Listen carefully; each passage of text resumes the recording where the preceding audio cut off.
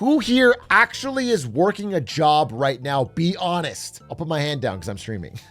Okay, decent number of you. Not all of you, but a decent number of you. It is your opinion that I'm sort of looking for right now. I know that we have talked on the stream in the past about how everyone is cheating their way through college. In fact, I mentioned to Gavin Newsom directly that at every high school and every college in California, people are cheating on basically everything. We've covered this. It's well established. However, that's not what I'm talking about today. Harvard Business Review put out a study yesterday about how AI is not only infecting our school system, but it is now becoming a problem at work, where it is called Workslop.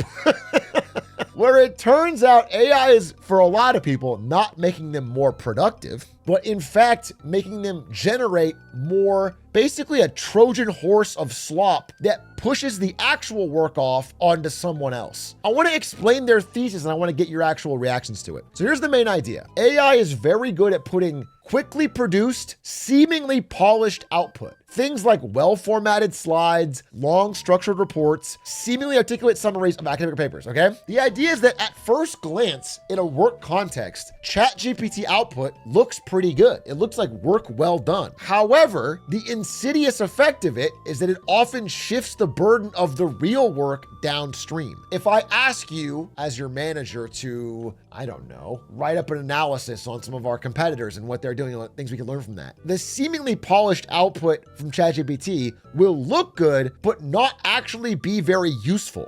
And so for me to like digest reading this whole thing you gave me, then actually fix it and do the work has just put the work over onto me.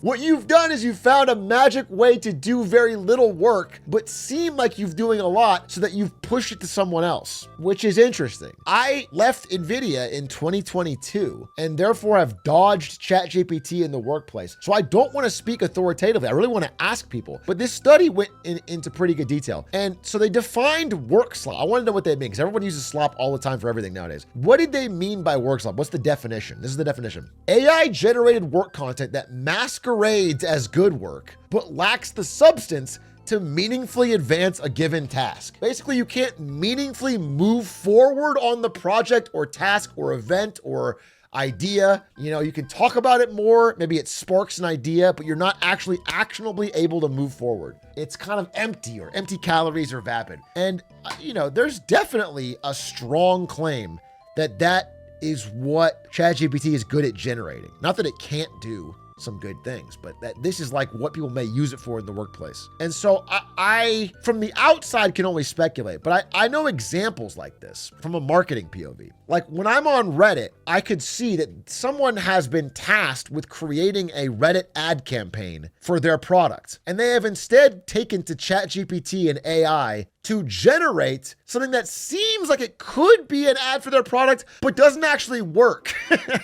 I saw this right after reading the study. And I just realized like, this is lazy. Like this is probably generated in 1 second, ad and copy, but it's not good. There's no likes or comments or responses or clicks. And someone just passed along the work. And if someone above this person wanted to fix this, it would take a lot of time.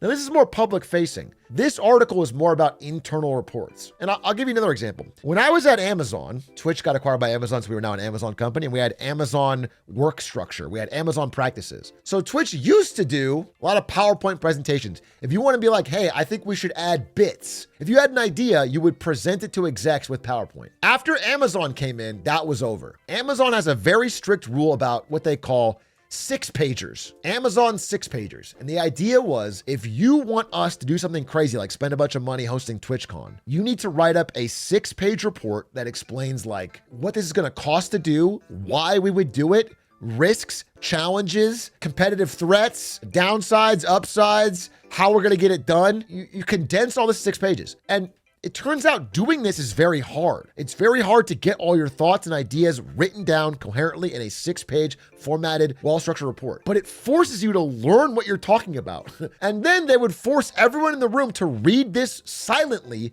before they could even talk. And once everyone was caught up, then you would debate and discuss whether or not TwitchCon or Bits was a good idea. And I find, listen, there's a lot of criticisms I have over Amazon work culture, but this is a pretty decent idea. It worked pretty well. If you actually did it, you knew what you're talking about. And I wonder how they are handling a ChatGPT world. Because I remember at Amazon, people were very scared of having to write these. And they would often like ask everyone for help, and they would run around and ask questions and spend time agonizing over it.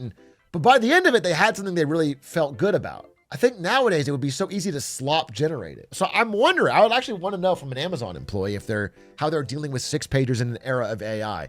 But that's the first thing I thought of was like, I remember I was asked to review from Bobby Scar, his 6-pager about Bits, about launching Bits.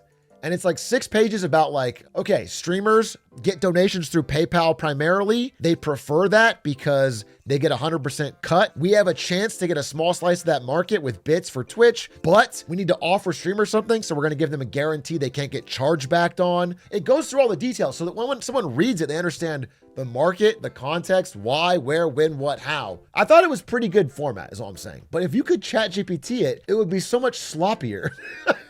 And I don't think it would have the details that would come from actually living and breathing Twitch. I saw this one as another marketing example. For example, Shein auto-generated a model for this t-shirt that was Luigi Mangione. Like, this is completely unintentional on their part, and no one knew what they were doing. How is that legal? It's not. They had to take it all down. But it's just like someone getting approval and going up the chain. This was Energy Bill Cruncher. I downvoted. Bad copy, bad image, but it's just somebody passing along work to their boss or someone else, just moving up the chain. Riot put out an AI-generated trailer for the new League of Legends season that had like this deranged AI-generated face. They got so much shit for this, but it's just somebody passing the work on to someone else who's letting it go. So anyway, the study, has a lot of specific examples. Let me see if I can actually list a couple of them for you here. The main thing that they were alarmed at was not that the work might be bad, because in general, I think what they found is that eventually the work does get done in the right way because it has to. The website has to work, or the product has to get sold, or whatever. The event has to happen. Eventually the work gets done. But because it gets pushed onto someone else, Workslop found the biggest consequences were interpersonal, and that generally it makes colleagues think less of each other. And that when you received a low effort AI generated work from one of your colleagues, you rated them as less creative, less capable, less reliable, less trustworthy, and less intelligent. It just made you seem more, your coworkers thought of you more negatively. But what's funny is, so in the study, they mentioned that a lot of people said, yes, I agree. It makes my coworker, I hate when I receive it, but do I do it? Yeah, sometimes.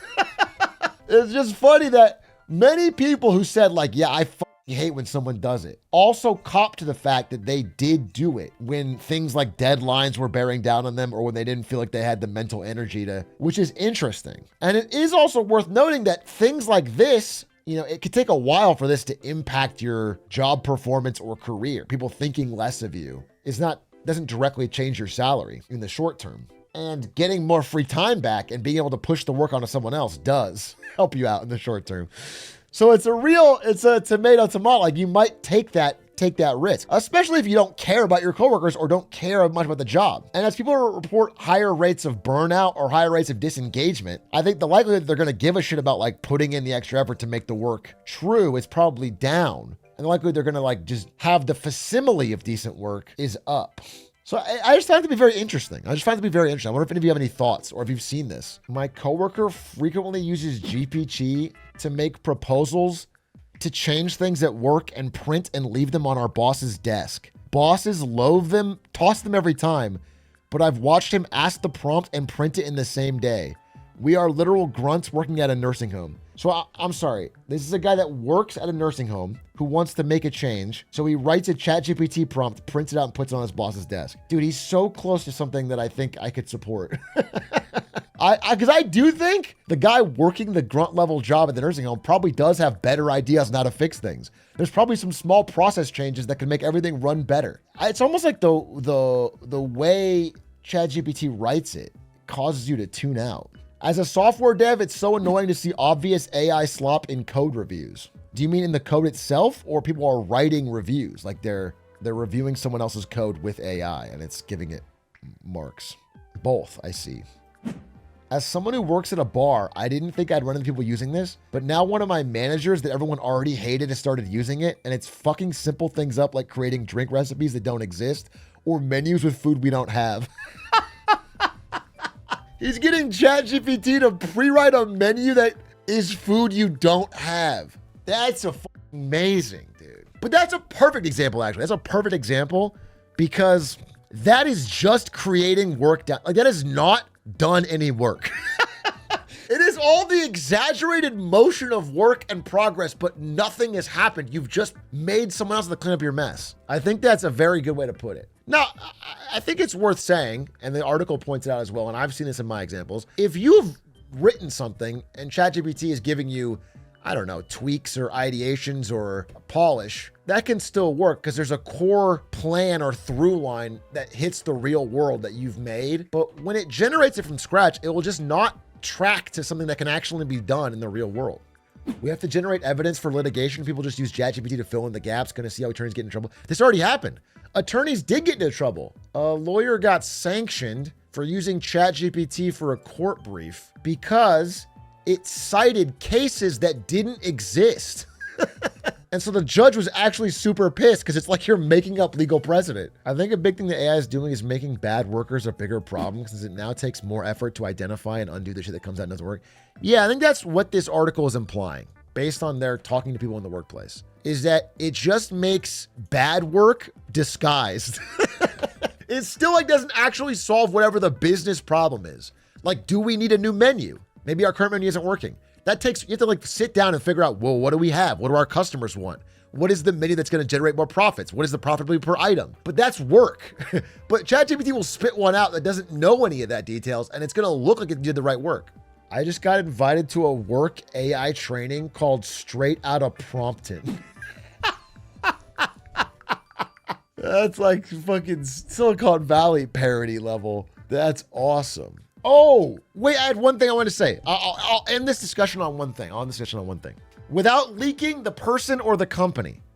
But I was at a Magic event recently, Magic the Gathering, and one of the people was telling our little group about how an employee had been tasked at their company with doing the copywriting, writing the marketing copy for a new, I'll say game, for a new game. And it's on their website and it's on their press release and it's on their announcement, okay? And that person wrote it with ChatGPT and they published it and then immediately took it down because they found out that they had gotten the lore wrong. ChatGPT had just created a fake story. Like, it changed the story. And they said that the senior manager, like one of the executives, had basically yelled at this employee and said that, hey, if you do something like this and it's stuff that it should be copyrightable, but it's generated by AI, you can't copyright it. And you are at risk of voiding our copyright over these characters and trademarks. And if you void our copyright, you will get fired. There's too much money at stake for you to do that. And so, or sued, yeah, whatever. So, but it's a true story. It's a true story that just happened. Like, it's happening in the real world. And this is like for a pretty big rollout. I don't want to say more to get anybody in trouble, but this is for a pretty big rollout. And so, like, this is happening. This Workslop stuff is happening. I don't know if I have any deeper thoughts on it than that, but I thought it was interesting. Let me know if you have your own thoughts here on Twitch and in the comments below.